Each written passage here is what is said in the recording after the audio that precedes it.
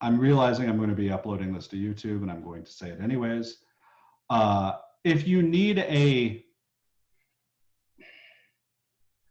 modern example of Bob Jones University, think Liberty University. Think a university that is 100% religiously based and occasionally makes decisions that make no sense, like letting its students back on campus when the rest of the nation is under quarantine because of COVID-19. That's a good example of if you need a, sort of what does Bob Jones University mean? Look to Liberty University. They're very, very similar. So this is a unanimous opinion written by Chief Justice Berger in '83. It starts our movement into higher education cases, but there's no real nice and easy place to put this case. So I put it here, but understand that when we read the other higher education cases, insert this case in. So this case has to do about IRS status. And so the IRS provides that corporations organized and operated exclusively for religious, charitable, or educational purposes are entitled to tax exemption. Simply that they aren't taxed and they don't pay tax. So prior to 1970, the IRS had granted tax exempt status to private schools independent of racial admissions policies. So even if you only admitted white students, the IRS was still going to grant you tax exempt status. That rule changes in 1970. And the IRS issues a revenue ruling which provides that private schools that do engage in racially discriminatory policies, such as in admission, do not qualify as charitable. So the reason that they argued for this is that the IRS wanted a national policy to discourage racial discrimination in education. And so they revoked tax exempt status of a number of universities, one of them Bob Jones.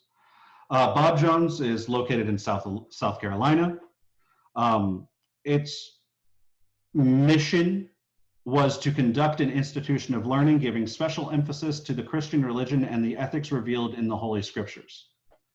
On the basis of this belief, Bob Jones University denied admissions to all African Americans prior to 1971. Since 1971, it had only accepted applications from African Americans who married within their own race. Just gonna let that one sink in.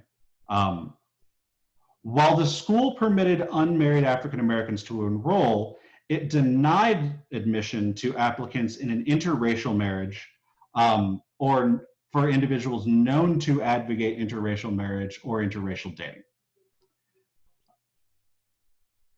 Bob Jones University ran classes from kindergarten through college and graduate school. What it also meant was that kids would be denied admission if their parents were involved in or advocated for interracial marriage. Because of that policy, the IRS revoked the university's tax exempt status. To give a lot of context to this, remember this is 1971. In 1967, the Supreme Court overturned and struck down a law banning interracial marriages in Loving v. Virginia. This is 4 years after the court said interracial marriages are protected by the 14th Amendment. And remember, marriage is an inherent right, which we'll get to eventually at the end of this course when we do the gay marriage cases. So this is only 4 years after Loving v. Virginia is decided. So the court was publicly against policies which discriminate against people on the basis of marrying outside their race.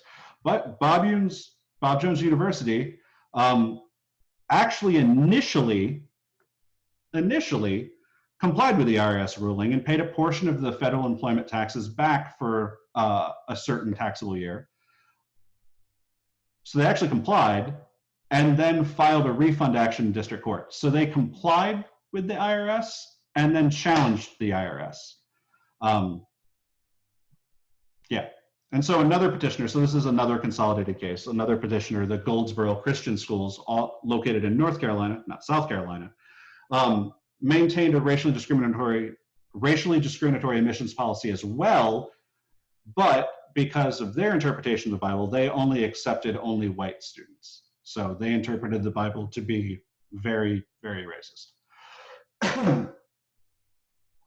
So the case makes its way to the Supreme Court, and there is a significant amount of press about what the Reagan administration will actually do. How is the IRS? Oh, how is the IRS proving that interracial marriage was the basis of the denial of tax-exempt status? That they said in denying the tax-exempt status that you have a racially discriminatory admissions policy, therefore your tax-exempt status is gone. So the IRS was very clear, like, we want to promote basically desegregation in higher education, in any terms of education. And so we're not going to give tax-exempt status to schools that are de jure discriminating. So you have to pay back your taxes, or your payroll taxes. So yeah, the IRS was very, very clear about this. So the question at the time, when the suit comes up, is what is the Reagan administration going to do? So at first, Reagan had publicly supported the tax-exempt status of these schools, asserting that they were private and had a right to practice their religion without government intervention. So basically the First Amendment trumps in this area, which was Reagan's position, which think about when we did Boy Scouts v. Dole, and the decision in that case, which said because of the First Amendment, Boy Scouts could absolutely, as a private institution, not allow homosexuals to serve in the ranks. Reagan is taking that position in the early 80s, saying that, well, they should still be tax exempt because they're private and it's their religious belief and the government can't intervene in religious beliefs, so we shouldn't revoke their tax exempt status. That, not shockingly, was exceedingly unpopular in the public. So President Reagan publicly changed his mind, asserting that they have the rights to discriminate because they are private, but that doesn't mean that the federal government would have to provide them with tax-exempt status. So because of negative publicity, Reagan was like, okay, they can still be totally discriminatory, but we don't have to fund them as such. We don't have to recognize that with tax-exempt status. That's basically, in a very quick summary, exactly what the Supreme Court held. This is a case of statutory interpretation. It's not a case of constitutional interpretation. So they had to interpret the statute which empowered the IRS to grant tax-exempt or not tax-exempt status. And so the court says it is a well-established canon of statutory construction that a court should go beyond the literal language of a statute if reliance on that language would defeat the plain purpose of the statute.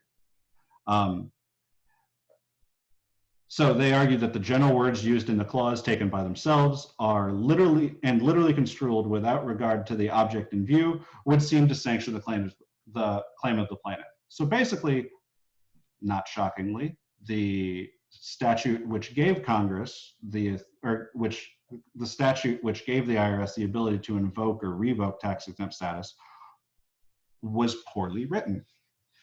And if the Supreme Court had read the text as what the text said, as opposed to what Congress meant, that Bob Jones would have won.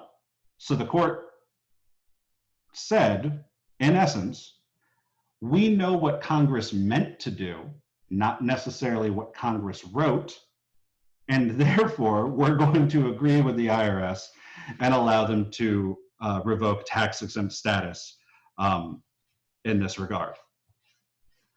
So, yeah, the court, in a not very clear way, basically goes against textualism.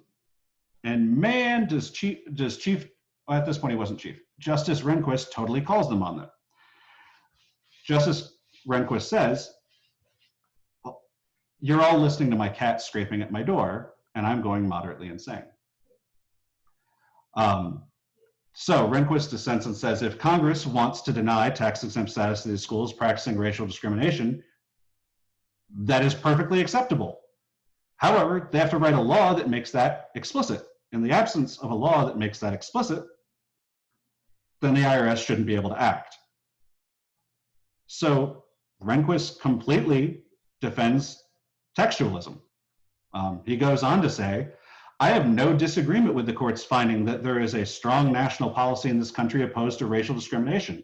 I agree with the court that Congress has the power to further this policy by denying exempt status to organizations that practice racial discrimination. But as of yet, Congress has failed to do so. Whatever the reasons for that failure, this court should not legislate for Congress. This is a very clear example of the court sort of battling out the idea of textual interpretation versus what Congress meant. And so it seems to be, at least in the first sort of step into higher education, that the court is willing to make it up for Congress, which shouldn't be shocking if we think about the history here. The court was very willing to step forward before Congress. Remember, Civil Rights Act of 1964 happens 12 years after Brown v. Board of Education. So in this regard, IRS revoking tax-exempt status, even though the statute that empowers them to do so isn't really all that clear, the court goes ahead with it. And we'll see that the federal government isn't very good in providing the court guidelines in higher education, and the court has to figure it out themselves to a large degree. And this is just really the first example of that.